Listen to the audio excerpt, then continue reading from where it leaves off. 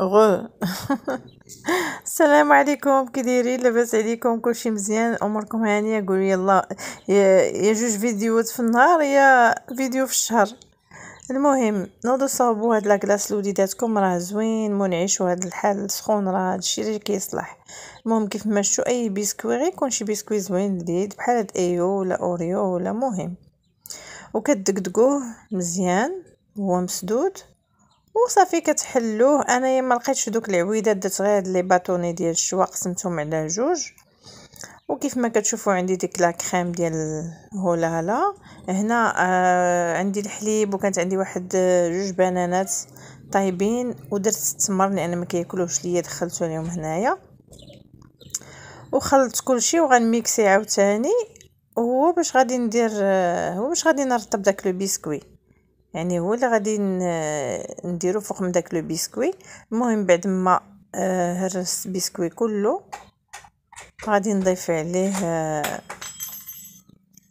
داك العصير اللي فيه لا كريم والحليب والتمر والبنان.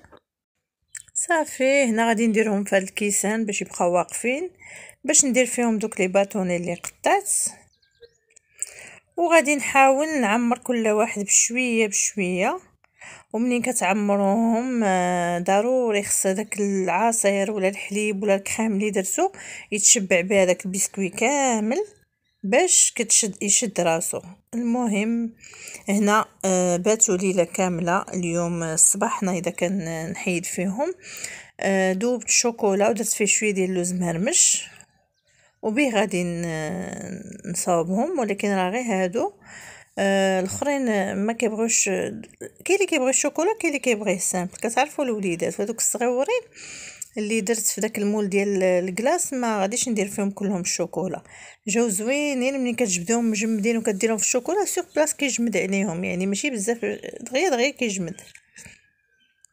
المهم ضروري غنرجعهم للفريغو، واللي بغى شي واحد كياخذو. وصاوبوهم صراحه وكيعطيو كميه كثيره. راه مازال عندي الصراحه في الثلاجه، مازال عندي في الفريغو، غير ما جبدتش كلشي. المهم تيعطيو كميه زوينه. المهم هادو جاو على هذا الشكل هذا، وهادو كانوا عندي شي عويدات غير 4 درتهم على هذا الشكل هذا. وهادو ديال اوريو كنت درتهم ديك المره ما صورتهمش.